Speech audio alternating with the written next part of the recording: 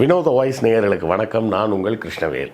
இன்றைக்கி ஞாயிற்றுக்கிழமை, அதனால் ரொம்ப கடுமையான செய்திகள், ரொம்ப பரபரப்பான செய்திகள், இல்லை அழுத்தம் தரக்கூடிய அரசியல் செய்திகள்லாம் வேணான்ட்டு கேஷுவலான ஒரு செய்திக்கு போகலாம் அப்படின்னு சொல்லி நினச்சேன்.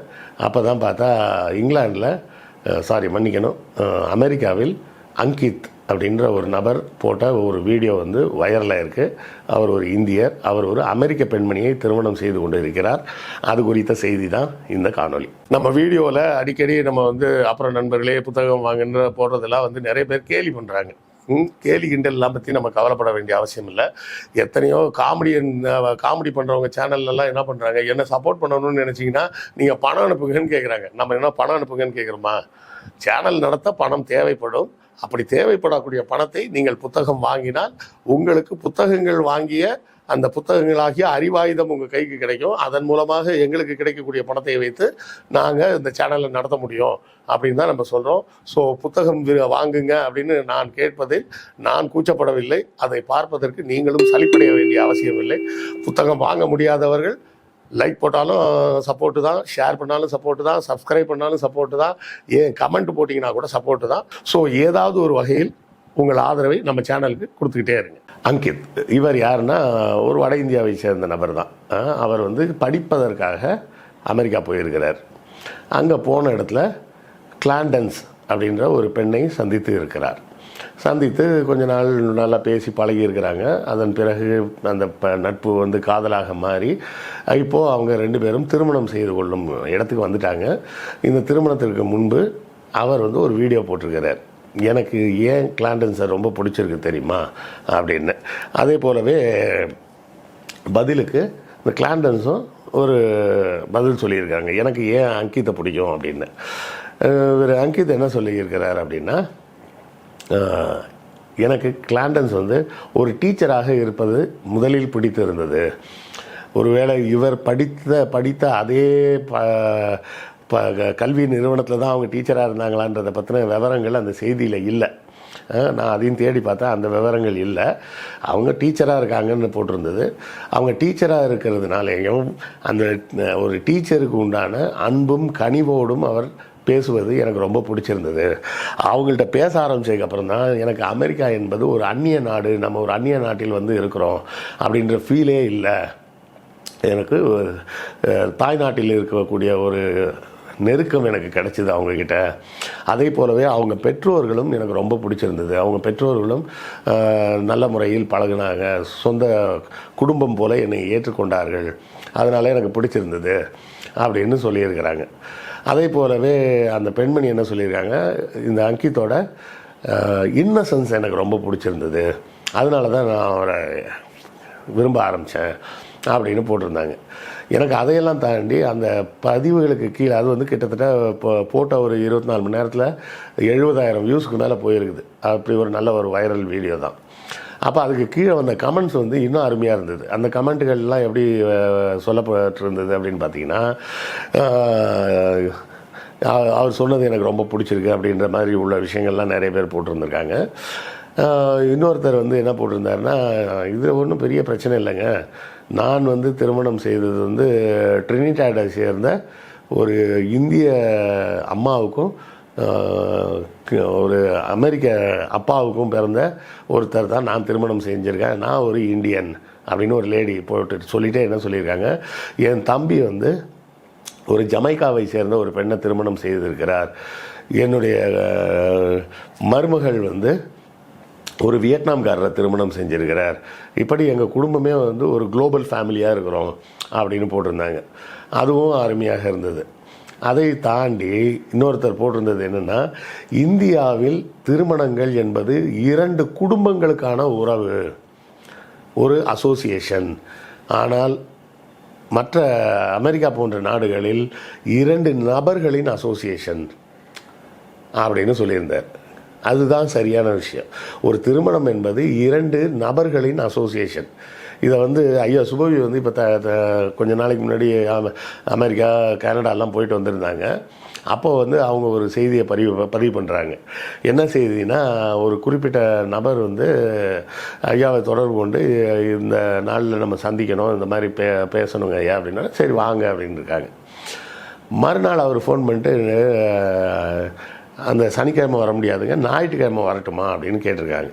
கேட்டதுக்கு ஐயா இல்லைங்களே, நான் சனிக்கிழமை நைட்டு தான் நான் கிளம்பி கனடா போகிறேன், அதனால் ஞாயிற்றுக்கிழமை நான் அமெரிக்காவில் இருக்க மாட்டேன், அதனால் நம்ம சனிக்கிழமை சந்திக்கலான்னா சரிதான், எனக்கு ஒன்றும் பிரச்சனை இல்லை, ஞாயிற்றுக்கிழமை நான் இந்த நாட்டிலே இல்லை அங்கே போகிறேன் அப்படின்னு சொல்லிட்டு, சரி முதல்ல நீங்கள் தான் அந்த தேதியை குறிப்பிட்டு சொன்னீங்க, அப்புறம் நீங்களே வேறு தேதி வேணும்னு கேட்குறீங்களே, என்ன காரணம்னு தெரிஞ்சுக்கலாமா, அந்த அளவுக்கு திடீர்னு அவசரமாக சந்திப்பை மாற்ற வேண்டிய அவசரம் என்னன்னு தெரிஞ்சுக்கலாமா அப்படின்னு கேட்டதுக்கு அவர் சொன்னார், ஐயா இல்லைங்கய்யா, உங்கள்கிட்ட தேதி வாங்கி ஒரு 3 மணி நேரம் கழித்து தான் என்னுடைய மகளிடமிருந்து எனக்கு ஃபோன் வந்தது. என்ன பிரச்சனைனா, அன்னைக்கு என் மகள் வந்து ஃபோன் பண்ணி சொன்னான், அப்பா நான் இன்றைக்கி இந்த சனிக்கிழமை நான் திருமணம் செய்து கொள்ள போகிறேன், நீங்களும் அம்மாவும் டைம் இருந்தால் வந்துடுறீங்களா அப்படின்னு கேட்டாங்க. சரி, மகள் கேட்ட பிறகு நான் எப்படி திருமணத்துக்கு போகாமல் இருக்க முடியும், அதனால தான் மறுநாளைக்கு நான் உங்கள்கிட்ட தேதி கேட்டேன் அப்படின்னார். எனக்கு வாவ் அப்படின்னு கைத்தட்டணும் போல் இருந்தது. அதாவது பெற்றோருக்கு திருமணத்தில் இவ்வளவு தான் மொத்தமே பங்கு, இதுதான் நிதர்சன உண்மை. நான் பெற்றேன், நான் படிக்க வச்சேன், வளர்த்தேன்லாம் சொல்லி கதை சொல்லிலாம் இருக்கக்கூடாது. நான் திரும்ப திரும்ப கேட்குற கேள்வி தான், அந்த புள்ள உங்களை பெற்றுக்க சொல்லி கேட்டுச்சு அப்படின்னு சொன்னால், நீ வந்து என்னை கேட்ட, அதனால் உனக்கு கூப்பிட்டு நான் வளர்த்தேன், படிக்க வச்சேன், எல்லாம் பண்ணேன், அதனால் நான் உனக்கு அப்படியே இருந்தால் கூட உனக்கு கல்யாணம் பண்ணி வைக்கிறது என் உரிமைன்னு பேசுகிறதுல எந்த ரைட்ஸும் கிடையாது. நீங்கள் அதாவது ஒரு ஆணும் பெண்ணும் தங்கள் சுகத்துக்காக உடலுறவு கொள்கிறார்கள், அதன் மூலமாக ஒரு குழந்தை பிறக்கிறது. அப்போ அந்த குழந்தை பிறந்தது இந்த 2 பேரோட பொறுப்பு தானே தவிர அந்த குழந்தையோட பொறுப்பு கிடையாது. நீ ஏன் வந்து இந்த பூமியில் பிறந்தேன்னு கேட்குறதுக்கு எந்த ரைட்ஸும் கிடையாது. அப்போ இந்த குழந்தையை பூமிக்கு கொண்டு வந்த காரணத்தினால் அவர்களை வளர்ப்பதும் அவர்களை படிக்க வைப்பதும் இந்த பெற்றோரின் கடமை. அவ்வளவுதான். அவங்கள பெற்று வளர்த்து படிக்க வச்சாச்சுன்னா உங்கள் வேலை முடிஞ்சுது. அதுக்கு தான் பேர் பெத்த கடன். உங்கள் பெற்ற கடன் வந்து அவங்கள படிக்க வைக்கிறதோடு முடிஞ்சுது. அதன் பிறகு அந்த பிள்ளைகள் யாரை திருமணம் செய்து கொள்ள வேண்டும், யாரோடு வாழ வேண்டும், என்ன வேலைக்கு போக வேண்டும் அப்படிங்கிறது பூராமே அவர்களோட சாய்ஸ். அதில் உங்களுக்கு நம்ம பெற்றோர்களாகிய நமக்கு எந்தவித உரிமையும் கிடையாது. இதை தெளிவாக புரிஞ்சுக்கிட்டிங்கன்னா போதும், எந்த விதத்திலும் உங்களுக்கு உங்கள் பிள்ளைகள் மீது அவர்கள் காதலித்தால் எந்த விதமான கோபமும் வராது. அப்படி இல்லாமல் அந்த பிள்ளைகளை நீங்கள் வீட்டில் வளர்க்கும் ஆடு மாடுக்கு சமமாக ட்ரீட் பண்ணால் மட்டும்தான் அந்த பிள்ளைகளின் வாழ்க்கையில் அவர்கள் யாரோடு இணை சேர வேண்டும் அப்படிங்கிறத முடிவு பண்ணுற இடத்துல நான் தான் இருப்பேன். நான் ஓப்பனாக பச்சையாக சொல்கிறேங்க, உங்கள் பிள்ளைகள் யாரோடு செக்ஸ் வைத்து கொள்ளலாம் அப்படிங்கிறத தீர்மானிக்கும் உரிமை எனக்கு தான் இருக்குதுன்னு அந்த பெற்றோர்கள் முடிவு பண்ணாங்கன்னா அதற்கு காரணம் என்ன அப்படின்னா, அந்த பிள்ளைகளை அவர்கள் மனிதர்களாக பார்க்கவில்லை, அவர்கள் வீட்டில் வளர்க்கும் மாடு போல தான் பார்க்கிறார்கள். கிராமத்தில் பார்த்துருக்குறேன், மாடுகளை என்ன பண்ணுவாங்க, கூட்டு போய் எந்த காளமாட்டோடு இணை சேர்க்கணும் அப்படின்னா அந்த விவசாயி தான் முடிவு பண்ணுவார். என்ன முடிவு பண்ணுவார், இந்த வீட்டில் ஒருத்தர் ஒரு காளமாடு வளர்க்குறாரு, அது நல்ல வீரியமான காளமாடு, அது போடக்கூடிய கண்ணுக்குட்டியாக, அது மூலமாக வரக்கூடிய கண்ணுக்குட்டியாக இருந்தால் அந்த கண்ணுக்குட்டி நிறைய பால் கறக்கும், இல்லை நல்ல வேலை செய்யக்கூடிய உடல் திறனோடு இருக்கும் அப்படின்லாம் முடிவு பண்ணி அந்த பசுமாட்டை கொண்டு எந்த காளமாட்டோடு இணை சேர்ப்பதுன்னு முடிவு பண்ணுவார்.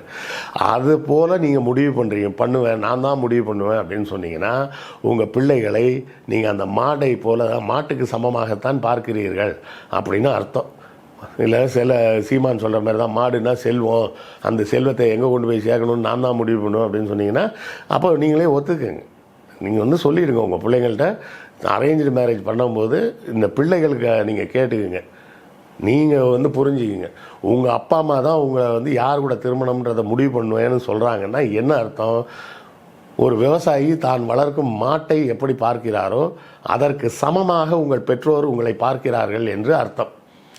அதை புரிஞ்சுக்கிட்டிங்கன்னா பெற்றோராக இருந்தால் ஏன் பிள்ளைகளின் காதலுக்கு இடைஞ்சலாக இருக்கிறோம், நம்மளோட மனநிலையில் என்ன மாற்றம் வர வேண்டும் அப்படின்ற சிந்தனை வரும். அப்படி இல்லை, பிள்ளைகளாக இருந்தால் உங்கள் பெற்றோர் உங்களை மனிதராக பார்க்கவில்லை அப்படிங்கிறதையும் நீங்கள் புரிஞ்சுக்கலாம். புரியுதா நான் சொல்கிறது? பெற்றோர் வந்து பிள்ளைகளை இப்போ ஒரு அப்பா வந்து ஏன்டா இப்படி சாப்பிட்டு தண்டமாக உட்காந்துருக்க அப்படின்னு சொல்கிறாரு அப்படின்னு சொன்னார்னா கோபம் வருதா இல்லையா? சும்மா தண்டமாக உட்காந்துருக்கேன்னு சொன்னாலே கோபம் வருதுன்னா, நீங்கள் ஒரு வேலைக்கு போய் சம்பாதிக்கலாம் ஆரம்பித்ததுக்கப்புறம் நீங்கள் யாரை திருமணம் செய்வது என்பதை உங்கள் பெற்றோர் தான் முடிவு பண்ணுவாங்கன்னு சொன்னால், அந்த தண்டமாக இருக்கிறேன்னு சொல்கிறத விட கடுமையான விஷயம் இது. அந்த விவசாயி வளர்க்கக்கூடிய மாட்டுக்கு சமமாக உங்களை உங்கள் பெற்றோர்கள் நடத்துகிறார்கள் அப்படின்றத நீங்கள் புரிஞ்சுக்கணும். திருமணம் என்பது உங்கள் வாழ்க்கை. நீங்கள் தான் அந்த இணை யார் என்பதை முடிவு செய்ய வேண்டும். இல்லை சார், அதெல்லாம் நாங்கள் போய் பொண்ணு பார்த்து எங்களுக்கு பொண்ணு பிடிச்சிருந்து, பொண்ணுக்கு எங்களை பிடிச்சிருந்து தான் நாங்கள் திருமணம் செய்கிறோம் அப்படின்னு உருட்டெல்லாம் கூடாது. அந்த உருட்டெல்லாம் சும்மா பேச்சுக்கு தான். அப்படியே நீங்கள் பிடிக்கலன்னு சொல்லிட்டா கூட ஒன்று விட்டுருவாங்களா, ஒத்துப்பாங்களா? அதெல்லாம் விட மாட்டாங்க. அதெல்லாம் போக போக சரியாயிடும் அப்படின்னு சொல்லி உங்களை சமாதானம் படுத்துவாங்க. முதலில் புரிஞ்சுக்கிங்க, உங்களை மாடு ஒரு விவசாயி மாட்டை எப்படி நடத்துகிறானோ அதுபோல் உங்கள் பெற்றோர் நடத்துவது உங்களுக்கு ஏற்புடையதா அப்படின்னு யோசிங்க. இல்லை நாம் வந்து ஒரு நல்ல தகப்பன், நல்ல அம்மா, நாம் நம்ம பிள்ளைய ஒரு மாடு மாதிரி நடத்தணுமா, ஒரு விவசாயி மாட்டை நடத்துவது போல் நாம் நடத்தணுமா அப்படின்னு பெற்றோராகிய நீங்களும் யோசிங்க. இது குறித்த உங்கள் கருத்துக்கள், நான் சொன்ன கருத்துக்கள் கொஞ்சம் கடுமையாக இருந்ததுனாலும் பரவாயில்லை, நீங்களும் உங்கள் கருத்துக்கள் கடுமையாக இருந்தாலும் பரவாயில்லை, உங்கள் கருத்து என்னன்றது சொல்லுங்கள். இதில் வந்து கண்ணா அப்படின்னான்னு திட்டி கமெண்ட் போடுறவங்கள பற்றி நான் கவலையே பட மாட்டேன். ஏன் தெரியுமா? அந்த கமெண்ட்டை மற்றவர்களும் படிப்பார்கள். படிக்கும்போது இந்த நபர்கள் அனானிமிட்டி, அதாவது நமது பெயர் வெளியே தெரியாது என்ற ஒரு தைரியத்தில் தங்கள் மனதில் இருக்கக்கூடிய அழுக்குகளை வந்து எப்படி கொட்டுறாங்க அப்படின்றத மற்றவர்களும் பார்த்து கொண்டு இருக்கிறார்கள்ன்றதையும் புரிஞ்சுக்கிங்க. உங்களுக்கு பதில் கமெண்ட் போட்டால் தான் வந்து அவங்க எல்லாம் கவனிக்கிறாங்கன்னு அர்த்தம் கிடையாது. படிச்சுட்டு அட இந்த 2025 கூட இப்படி சில லூஸுங்க இருக்குதா அப்படின்னு பார்த்து சிரிப்பாங்க. ஸோ கண்டிப்பாக நேர்மறை கருத்தாக இருந்தாலும் சரி, எதிர்மறை கருத்தாக இருந்தாலும் சரி, உங்கள் கருத்துக்களை கமெண்ட்டில் சொல்லுங்கள். நானும் தெரிஞ்சுக்கிறேன். அடுத்த காணொளியில் சந்திப்போம். நன்றி, வணக்கம்.